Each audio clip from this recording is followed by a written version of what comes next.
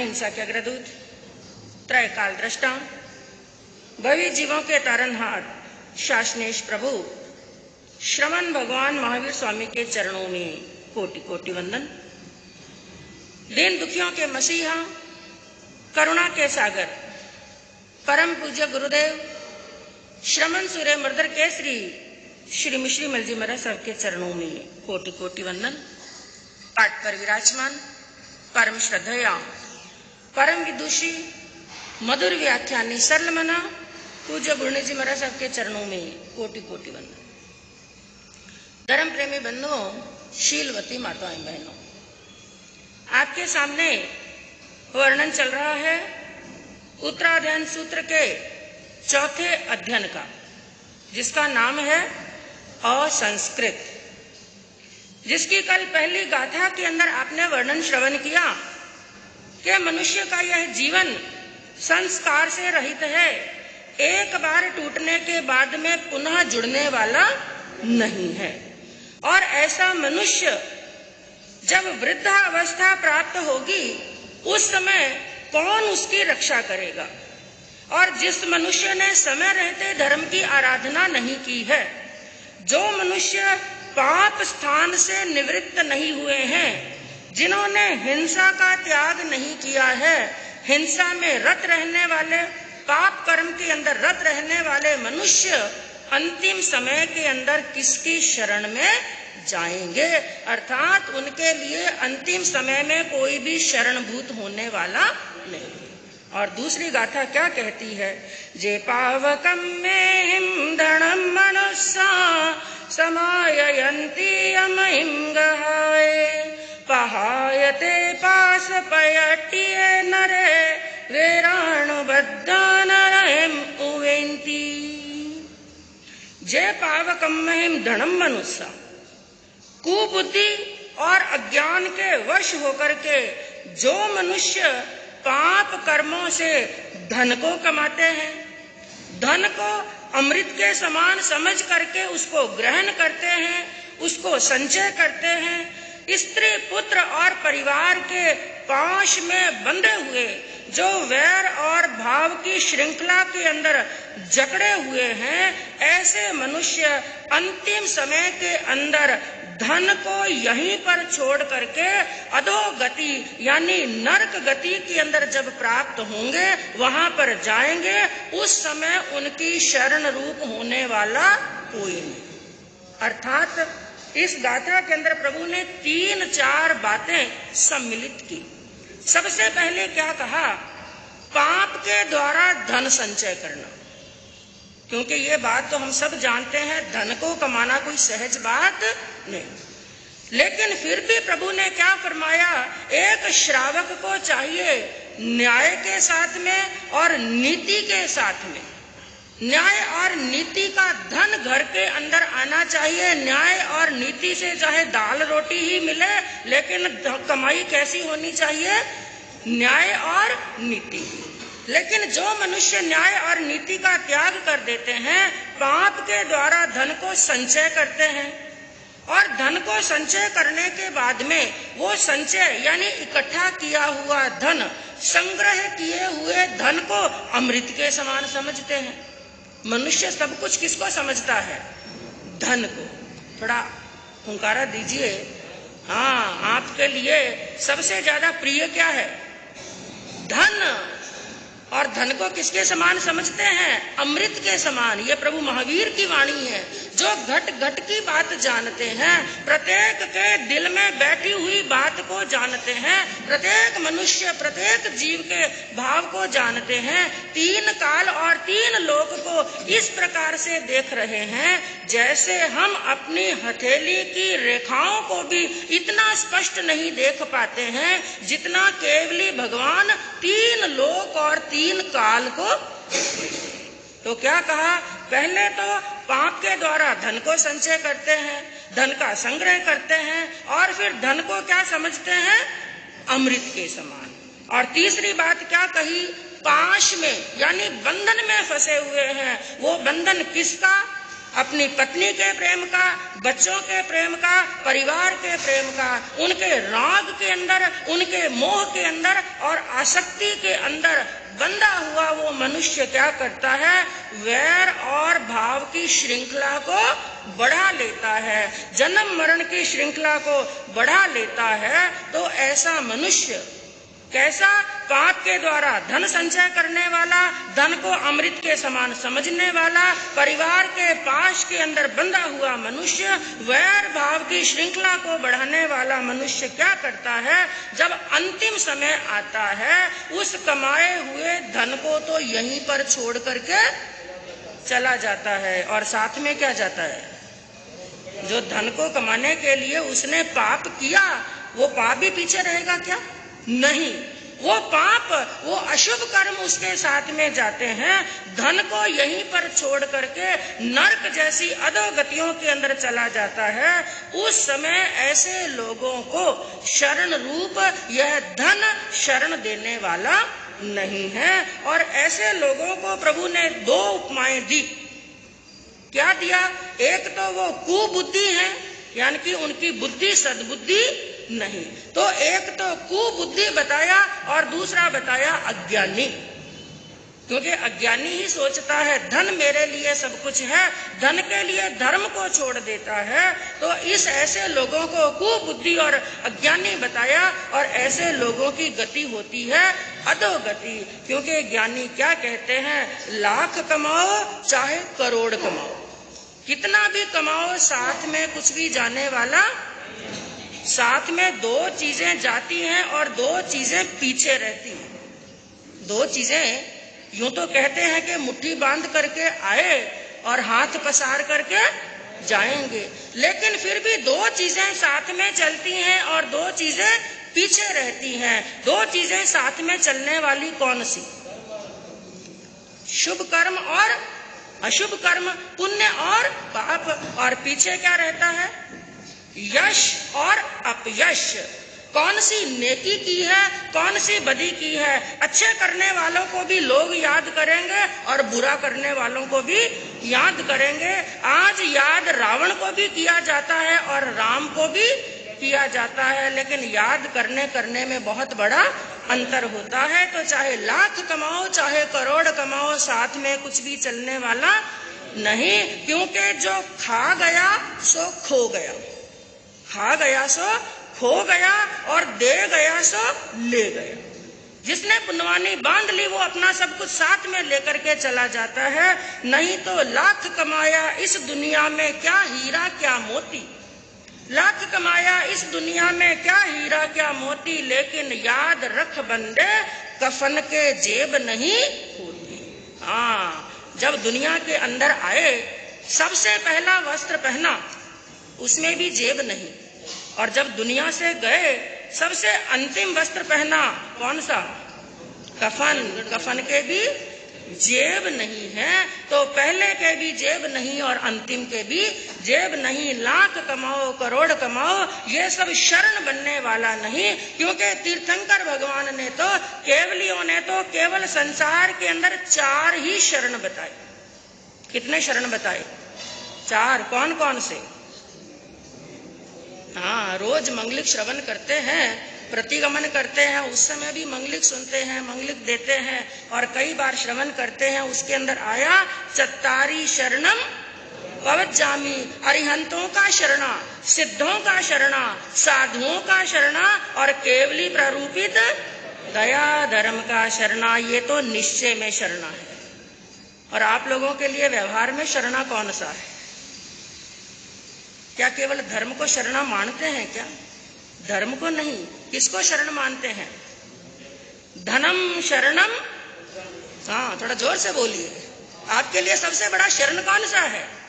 इसलिए तो इकट्ठा करते हैं ना। मेरे पास में करोड़ों का धन होगा तो मेरे जीवन में संकट आएगा, विपत्ति आएगी, तो मेरा धन क्या करेगा? रक्षा करेगा। लेकिन याद रखना यह जरूरी नहीं है। कोरोना काल के अंदर आपने ऐसे कई किस्से देखे, करोड़ों का अरबों का धन था, लेकिन अंतिम समय के अंदर ना वो धन काम आया, ना परिवार काम आया। 10-10 दिन तक हॉस्पिटल के अंदर पड़े रहे। अंतिम समय में किसी का 4-4 बेटे होते हुए भी किसी का मुंह नहीं देखा। अंतिम संस्कार भी खुद का बेटा नहीं कर सका और घर का कफन तक भी नसीब नहीं हुआ। लेकिन फिर भी मनुष्य मोह में फंसा हुआ क्या सोचता है, धनम शरणम पवज्जामि, पुत्र शरणम पवज्जामि, पत्नी शरणम पवज्जामि और परिवार शरणम। बस ये 4 शरण है। मेरा बेटा मेरी शरण है, वो मेरी रक्षा करेगा, मेरी पत्नी मेरी रक्षा करेगी, मेरा धन मेरी रक्षा करेगा। ये कोई रक्षा करने वाले नहीं है। सबसे सच्चा शरण होता है धर्म का, और मनुष्य उसी को छोड़ करके धन के पीछे भागता रहता है। एक कवि ने क्या कहा, इंसान को जीवन के अंदर कितना तो चाहिए, लेकिन भागता कितना है। जन्म से मरण तक दौड़ता है आदमी। जन्म हुआ, थोड़ा सा होश संभाला, उसी समय से दौड़ना भागना शुरू कर देता है। और ये दौड़ कब तक चलती रहती है, जब तक चलती हुई सांस ना रुक जाए। जन्म से मरण तक दौड़ता है आदमी, और दौड़ते ही दौड़ते दम तोड़ता है आदमी। जन्म से मरण तक दौड़ता है आदमी, और दौड़ते ही दौड़ते दम तोड़ता है आदमी। 2 रोटी 1 लंगोटी। जिंदा रहने के लिए, जीवन चलाने के लिए क्या चाहिए? 3 मूलभूत आवश्यकताएं हैं। कौन कौन सी? रोटी, कपड़ा और इससे ज्यादा कुछ नहीं चाहिए। इससे ज्यादा यदि कुछ चाहिए वो आवश्यकता नहीं है, वो इच्छा है, वो तृष्णा है। जन्म से मरण तक दौड़ता है आदमी, और दौड़ते ही दौड़ते दम तोड़ता है आदमी। 2 रोटी 1 लंगोटी, 2 गज कच्ची जमीन के लिए धन जोड़ता है आदमी। धन जोड़ते ही जोड़ते तन छोड़ता है आदमी। जन्म से मरण तक दौड़ता है आदमी। यह है जीवन की कहानी।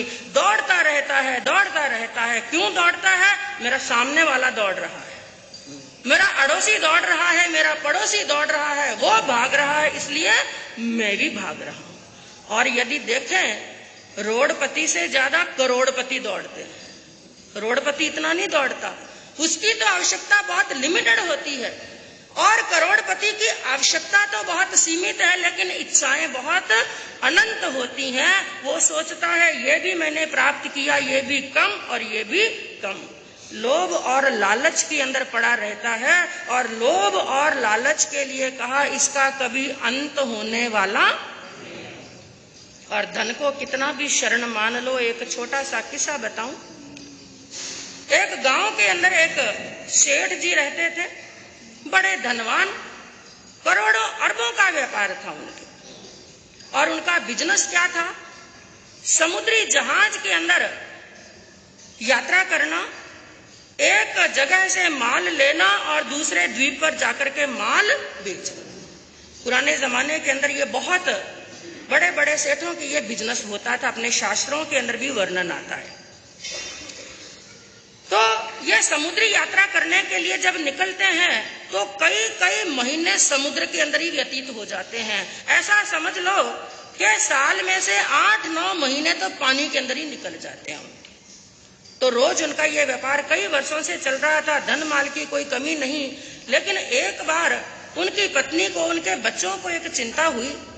पिताजी रोज रोज समुद्री यात्रा करते हैं, और समुद्र का क्या भरोसा, कई बार बड़े बड़े तूफान आ जाते हैं, और तूफानों के अंदर जहाज फंस जाते हैं और वहां से वापस निकलना संभव नहीं। और उन्होंने उन्हीं दिनों के अंदर क्या सुना कि हमारे गांव के अंदर एक कोई ऐसा व्यक्ति, ऐसा तैराक आया है जो सबको तैरने की विद्या सिखाता है। यदि सेठ जी ये तैरने की विद्या सीख लें, भगवान ना करे कोई ऐसी आपत्ति आ जाए, तो तैर करके अपने प्राणों की रक्षा कर सकते हैं। तो सेठ जी को कहा कि वहां पर वो व्यक्ति आया है, आप वो विद्या सीख ले, वो कला सीख ले। सेठ जी ने कहा इतना टाइम किसके पास में, कौन जाए वहां पर सीखने के लिए। कहा ठीक है, हम पूछ करके आते हैं कि सीखने में कितना टाइम लगता है। तो वो गए, उनसे जाकर के पूछा, भाई ये तैरने की कला सीखने में कितना समय लगता है। उसने कहा भाई देखो, नॉर्मल में तो जो व्यक्ति एकदम सिंपल साधारण है, ज्यादा होशियार नहीं है, वो धीरे धीरे सीखे तो महीने भर में, ज्यादा से ज्यादा महीने भर में ये कला सीख सकता है। लेकिन उनकी पत्नी ने उसी समय कह दिया, हमारे सेठ जी के पास में तो इतना समय नहीं, आप कम से कम समय बताओ, कोई जल्दी से जल्दी कला सीखे तो कितने समय में सीख सकता है। तो उसने कहा ऐसी बात है, ज्यादा जल्दी है, और वो सीखने वाला यदि पूरा अपनी मन लगा करके कला सीखे तो मैं 3 दिन में उसको कला सिखा दूं। अच्छी बात है। पतिदेव के पास में गई और सेठ जी को कहा कि वो कला सिखाने वाला, तैरना सिखाने वाला 3 दिन में आपको तैरने की कला सिखा देगा। सेठ जी ने कहा 3 दिन, इतना टाइम मेरे पास में, हाँ 3 दिन का टाइम मेरे पास में नहीं है। वापिस गई उनसे पूछने के लिए, उन्होंने कहा सेठ जी के पास में 3 दिन का समय। थोड़ी देर उसने और सोचा, कहा ठीक है ऐसी बात है तो मैं मात्र 3 घंटे के अंदर उनको तैरना सिखा दूंगा। सेठानी जी फिर गए सेठ जी के पास में, कहा वो मात्र 3 घंटे के अंदर आपको तैरना सिखा देगा। सेठ जी ने कहा मेरे पास में 3 घंटे का समय भी। अब सेठानी क्या करे, वापिस गई उस व्यक्ति के पास में, हमारे सेठ जी के पास में तो 3 घंटे का समय भी नहीं है। और कई तो महानुभाव क्या कह देते हैं, क्या करें बाबूजी, हमारे पास में तो मरने का समय भी, कहते हैं कि नहीं कहते हैं, मरने का समय भी नहीं है। लेकिन याद रखना, मौत पूछ करके नहीं आएगी कि आप फुर्सत में हैं या बिजी हैं। फुर्सत में हो तो मैं आऊं, मौत कभी भी आ सकती है, दिन में भी आ सकती है, रात में भी आ सकती है, बचपन में भी आ सकती है, जवानी में भी आ सकती है, वृद्धा अवस्था में भी आ सकती है, और माँ की गर्भ में भी आ सकती है, भोजन करते समय भी आ सकती है, बातें करते समय भी आ सकती है। मौत ने हमें चारों तरफ से घेर रखा है। ये हमारी अज्ञानता है, जो हम ये सोचते हैं मैं कल ये करूंगा और परसों ये करूंगा। सेठ जी ने कहा 3 घंटे मेरे पास में समय नहीं। फिर गए उनके पास में पूछने के लिए कि हमारे सेठ जी के पास में तो 3 घंटे का समय भी। देखो भाई, अब वो आएंगे नहीं तो तैरना तो मैं नहीं सिखा सकता, क्या करूं मैं। सेठानी जी ने कहा कोई ना कोई तो उपाय आपके पास में होगा, जो उपाय हो वो उपाय बता दो। उन्होंने कहा देखो भाई एक उपाय है, आप एक काम करो, जब भी सेठ जी समुद्री यात्रा के लिए निकले उनको ये बोल दो कि 3 खाली पीपे जहाज के अंदर कहीं पर भी रख ले, और कभी जब तूफान आ जाए, ऐसी स्थिति बने कि जहाज डूबने वाला है, तो उस समय सेठ जी को कहना कि खाली पीपा लेकर के उसको अच्छी तरह से पकड़ करके समुद्र में छलांग लगा दे, उनको मंजिल मिल जाएगी, किनारा मिल जाएगा। सेठानी बड़ी खुश हुई, ये तो उपाय बड़ा आसान है, खाली पीपा जहाज में रख देंगे। सेठानी घर पर गई, सेठ जी को ये उपाय बताया, सेठ जी भी बड़े प्रसन्न हुए, हाँ ये काम तो मैं कर लूं, क्योंकि आसान आसान काम तो बड़ा कर सकते हैं आराम से, ये काम तो मैं कर लूंगा। अब सेठ जी अब यात्रा करने के लिए, समुद्र की यात्रा करने के लिए रवाना हुए। सेठानी ने याद दिला दिया और सेठ जी ने नौकरों को कह करके कुछ खाली पीपे उसके अंदर, जहाज के अंदर रख दिए। अब यात्रा करने के लिए निकले, कुछ महीने व्यतीत हो गए। एक बार योगान योग की बात, कहते हैं कि भूत को याद करो और भूत आजे।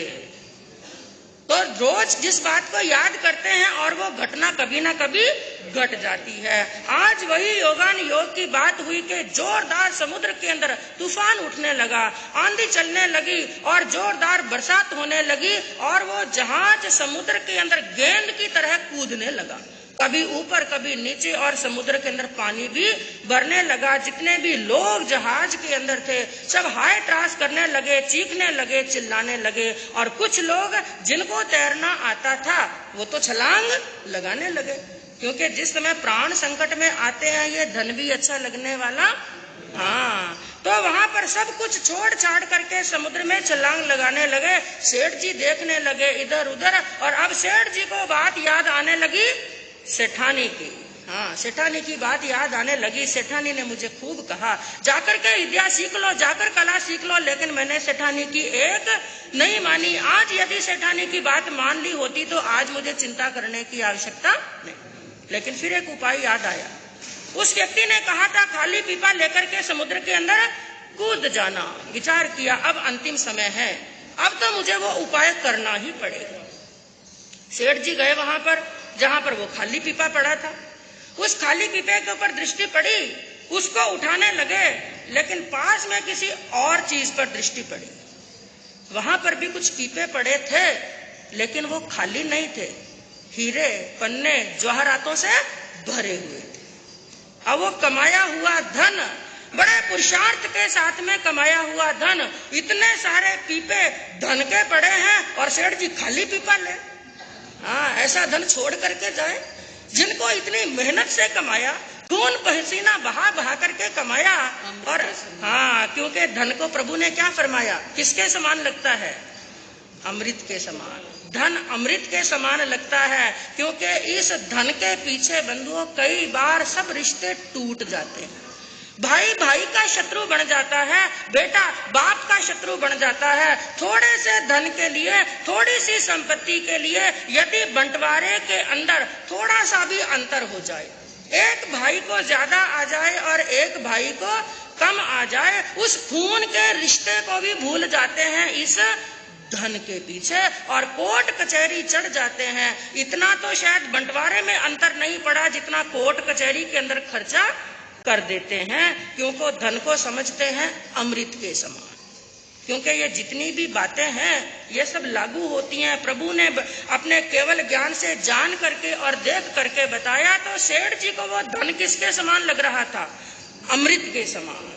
एक तरफ प्राण है और एक तरफ हाँ वो अमृत है, वो धन है। ये भरे हुए पीपे पड़े हैं, अब ये खाली उठाऊं कि भरा हुआ उठाऊं? अब मैं आपसे पूछूं, उन सेठ जी की जगह यदि आप होते तो क्या करते? ऐसा भरियोड़ा ही छूटा था, भरियोड़ा ही खाली क्यों उठाऊं? जीवता रहे सही। हाँ, जीते रहेंगे तो चाहिए भाई, इतना वापिस कौन इतनी मेहनत से कमाए। लेकिन याद रखना, अति हर चीज की बुरी होती है। हर चीज में मर्यादा चाहिए, हर चीज में लिमिट चाहिए, हर चीज में संयम चाहिए, क्योंकि जहां पर अति होती है उसके साथ में इति होती है। क्या कहा? अति कभी ना करना प्यारे, इति तेरी हो जाएगी। यदि तू अति करेगा तेरी इति यानी समाप्त हो जाएगा, तुम्हारा विनाश हो जाएगा, तुम्हारा सर्वनाश हो जाएगा। अति कभी ना करना प्यारे, इति तेरी हो जाएगी। बिन पंखों के पक्षी जैसी गति तेरी हो जाएगी। एक पक्षी है जिसके पंख झड़ चुके हैं, उसकी क्या स्थिति होती है? दयनीय स्थिति होती है, प्रतंत्रता के अंदर आ जाता है। उसी प्रकार वो इंसान भी प्रतंत्रता के अंदर आ जाता है। अब सेठ जी के सामने दो तरह के पीपे पड़े हैं, एक तो खाली और एक भरे। सेठ जी द्वंद में फंस गए। एक तरफ तो हीरे पन्ने माणक मोती चमक रहे हैं, एक तरफ खाली पीपा उठा रहा है। और उन्होंने विचार किया, जैसे आप लोगों ने कहा हम भरे हुए उठाएंगे। हाँ, सेठ जी ने कौन सा पीपा उठाया? भरा हुआ पीपा उठाया और उठा करके समुद्र में लगाई, छलांग लगाई। अब क्या गति हुई सेठ जी की? ठेठ नीचे, ठेठ नीचे इति रही। हाँ, इति। उन्होंने अति की, इसलिए अति की क्या हो गई? इति। ये है लोभ, ये है लालच, जो नरक गतियों के अंदर लेकर के चला जाता है, सर्वनाश कर देता है, विध्वंस कर देता है। इसी लोभ के लिए गुण स्थान द्वार का जो चलता है थोकड़ा, गुण स्थान स्वरूप का थोकड़ा, जिन जिन ने पढ़ा है उनको ध्यान में है कि 10वें गुण स्थान के अंदर दो श्रेणियां 8वें गुण स्थान से शुरू होती हैं। एक होती है शपक श्रेणी, एक होती है उपशम श्रेणी। उपशम श्रेणी वाला क्या करता है? 10वें गुण स्थान से 11वें गुण स्थान में जाता है और शपक श्रेणी यानी अपनी क्षयों को क्षय करता हुआ 10वें से सीधा किसमें जाता है? कौन से में? 12वें में। शपक श्रेणी करने वाला 10वें से सीधा कहां जाता है? 12वें में, यानी केवल ज्ञान। और जो उपशम श्रेणी करता है वो 10वें से कौन से में जाता है? 11वें में। उपशम यानी कषाएं दबी हुई है, खत्म नहीं हुई है, दबी हुई है। और 11वें गुण स्थान की जो स्थिति होती है मात्र अंतर मुहूर्त की, वहां पर आगे जाने के सभी रास्ते बंद। और जैसे ही 11वें गुण स्थान के अंदर गया, थोड़ी देर के बाद में ही उसकी एक कषाय वापिस जागृत होती है। और वो कषाय कौन सी है? लोभ। सबसे पहले क्या जागृत होता है? लोभ। ठेठ पहले, दूसरे, तीसरे, चौथे को पार करता हुआ वो आत्मा कहाँ तक पहुंचा था? 11वें के अंदर। लेकिन वापिस उसका पतन शुरू होता है। वापिस पतन होते होते होते वो जीव कहाँ तक पहुंच सकता है? पहले गुण स्थान तक, निगोद तक भी पहुंच सकता है। ये कारण किससे हुआ? लोभ के कारण से। इसलिए 11वें गुण स्थान के लिए एक तुक्का आता है कि जिए तो सजा और मरे तो मजा। क्योंकि जिंदा रहा तो कौन से गुण स्थान तक आ सकता है? पहले तक। और यदि मर गया, 11वें गुण स्थान के अंदर आयुष पूर्ण हो गया तो सर्वार्थ सिद्ध विमान में जाएगा और एक भव के अंदर मोक्ष। कहने का तात्पर्य क्या है? ये लोभ पतन करने वाला है और ये धन धरती का है, साथ में चलने वाला नहीं। तो 4 लाइनें कह करके अपने वक्तव्य को विराम दूंगी। इस दृष्टांत से हमें क्या शिक्षा लेनी है? धन साथ में नहीं चलेगा, साथ में चलने वाला है केवल धन। इसलिए क्या कहा एक कवि ने? जिंदगी भर कमाया, साथ में क्या जाएगा? जिंदगी भर कमाया, साथ में क्या जाएगा? इस धरा का, इस धरा पर सब धरा रह जाएगा। ये धन धरती का है। यहाँ पर चक्रवर्ती भी हुए, बलदेव भी हुए, वासुदेव भी हुए, लेकिन एक कौड़ी भी साथ में लेकर के नहीं गए। लेकिन आप लोग क्या सोचते हैं? हम तो क्या करेंगे? हाँ, ले जा सकते हैं, ऐसी बात नहीं है, ले जा सकते हैं। इसकी भी फिर कभी बात करेंगे कि कैसे ले जा सकते हैं। उस दिन जरूर आना सब जने, क्योंकि सब धन साथ में ले जाना चाहते हैं। तो धन कैसे ले जा सकते हैं वो भी बताएंगे। जिंदगी भर कमाया, साथ में क्या जाएगा? इस धरा का, इस धरा पर सब धरा रह जाएगा। बीतने वाली घड़ी को कौन लौटा पाएगा? जो घड़ी बीत गई है वो वापिस लौटकर आने वाली नहीं है। जिंदगी भर कमाया, साथ में क्या जाएगा? इस धरा का, इस धरा पर सब धरा रह जाएगा। बीतने वाली घड़ी को कौन लौटा पाएगा? यह अवसर खो दिया तो अंत में पछताएगा, अंत में पछताएगा। हमें उन सेठ जी की तरह पश्चाताप ना करना पड़े। इसलिए 2 ध है।